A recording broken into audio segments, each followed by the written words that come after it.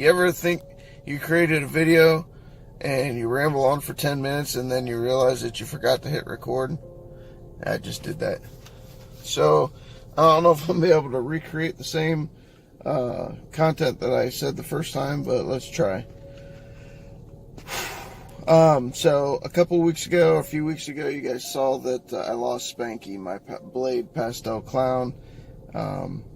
Unexpected death, unexplained death. I don't really know what happened to him. But I couldn't bring myself to just throw him in the trash because, I mean, it was a pet. So I put him in the freezer, out in the garage freezer with the rodents, because I didn't know what else to do with them until I came up with a plan. I figured that was a good place for him. So I was at work one day and I was like, I don't know what to do with him. I still got that snake in the freezer. It kind of creeps me out every time, or makes me sad anyway, every time I open the door to, get rats out or whatever. So I was thinking, what can I do with him or his body that isn't a complete waste, like burying him or just throwing him in the trash, which I just couldn't do. And so I decided to call my buddy up that has some venomous snakes, one being the king cobra. And some of you know, or some of you may not know, that king cobras primarily feed on other snakes. So I thought, being a reptile enthusiast, what better way to dispose of his body but to benefit another reptile. So that's what we did. As you saw in the intro, me and the kids went to my buddy's house where he's got the venomous collection. He doesn't just collect venomous just for the sake of collecting them. He breeds them and sells the babies to companies that create anti-venom. So that's just what he does with them. So the next clip you see is going to be the king cobra eating Spank. My original analogy was, it's kind of like feeding a homeless man caviar. But I don't know if that's accurate. But feeding a very expensive ball python to a king cobra, and in a matter of days he's just going to be reduced to snake waste.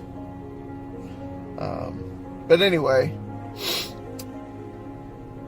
it seemed like a more reasonable solution to me than just throwing him in a trash in a dumpster somewhere, or putting him in the ground. It's not like I'm going to live in my house forever, and so I'm not going to have like a graveyard marker for every, well, hopefully that's not going to be a trend, but anyway, watch this clip if you want. If you don't want to watch it, fast forward a few minutes. Alright, thanks.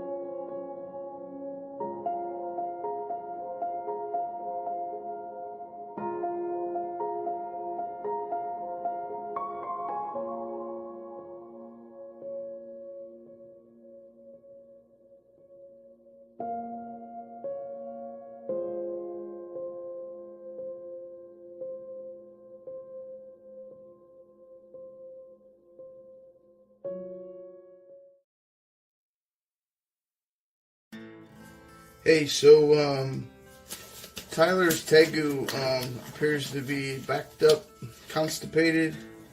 She's wiggling her butt around and nothing's coming out. She looks like she's really uncomfortable. So I was reading online and it says that it's safe to give her an enema, which I don't relish the idea of doing, but I also don't want to see her in pain. So that's what me and Tyler are going to attempt to do.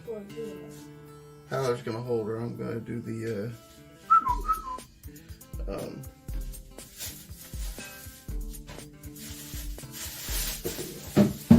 I don't know how this is going to go. I've never done this before.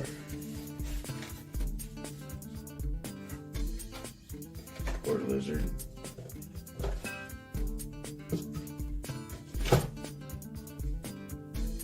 After I put my gloves on, then it's going to tell me I need to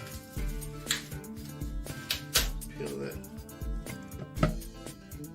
So she's been soaking in a tub of warm water for probably 45 minutes or so.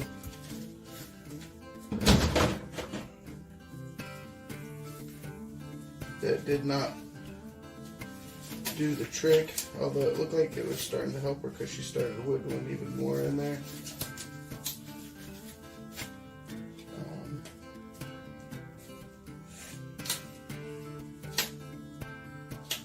This may turn out really bad. We may get hosed in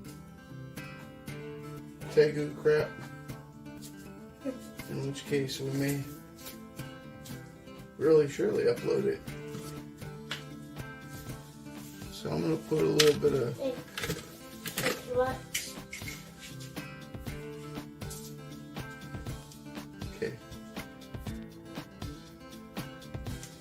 put a little bit of lube on the outside of this thing so it's not uncomfortable for her.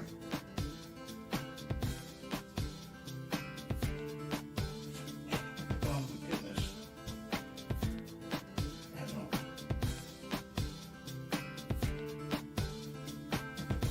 Problem is now I got my gloves all slippery.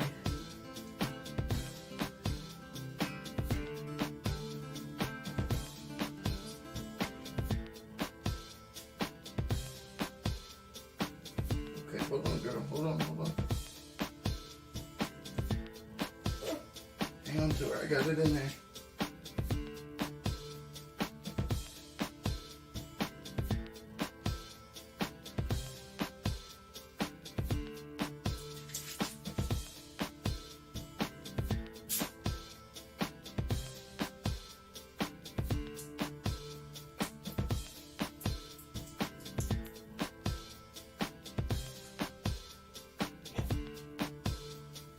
So far, so good.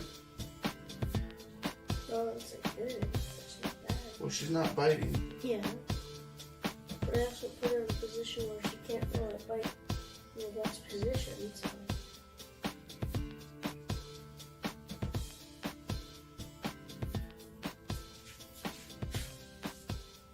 Okay, I'm gonna take it out since I feel like there's any more going in. So what do we do now? Just don't stay down for a little bit? Is that water still warm? No.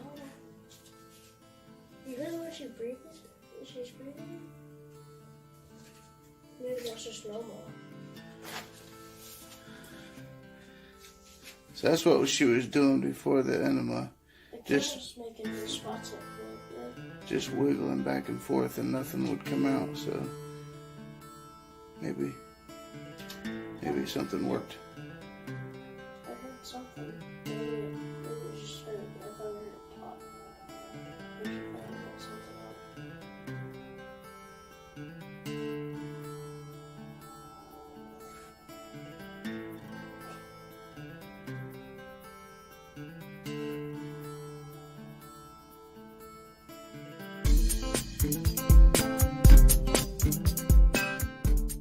Hey guys, one of the things I highly recommend is supporting a local school.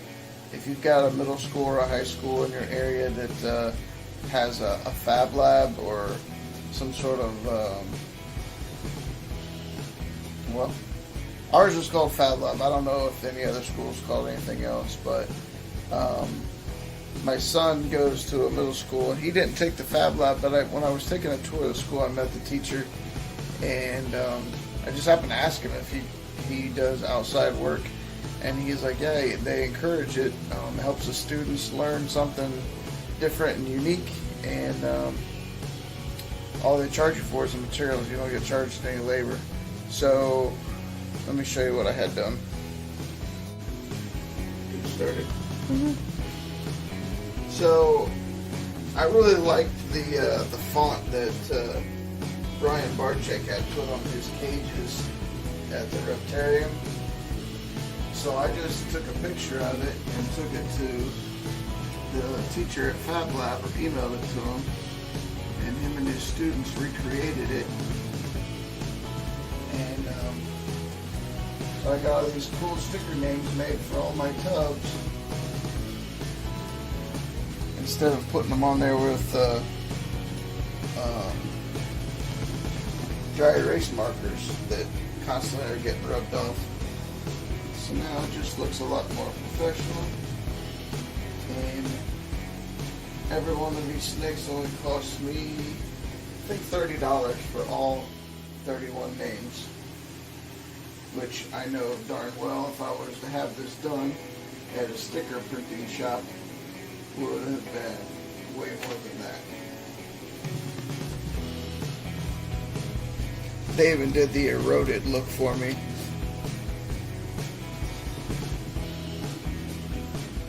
Very, very, I can't reach the top of it. It's way down there. Kira. I put them in order. Oh, sorry, I didn't know you did that.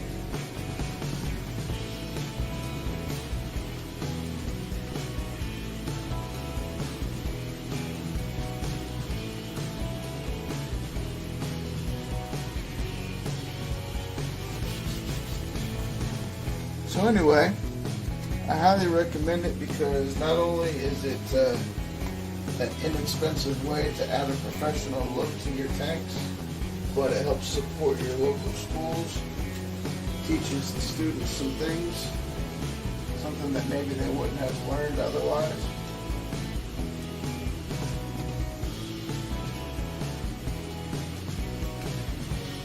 And it looks pretty sweet. Alright guys, that's it for this week. Hope you liked all those videos. It was kind of a hodgepodge of different things that's been going on over the past couple of weeks. I know it's been a while since we put together a video, but it's just been really hectic, and that's my excuse, and that's what I'm sticking with. So next week, stay tuned. Me and the kids took a trip to Africa and did some herping out in the other continent. So stay tuned for that. It was a lot of fun. That's it. I'm gonna put a little tribute to Spanky at the end here. All right, see you guys later. Bye.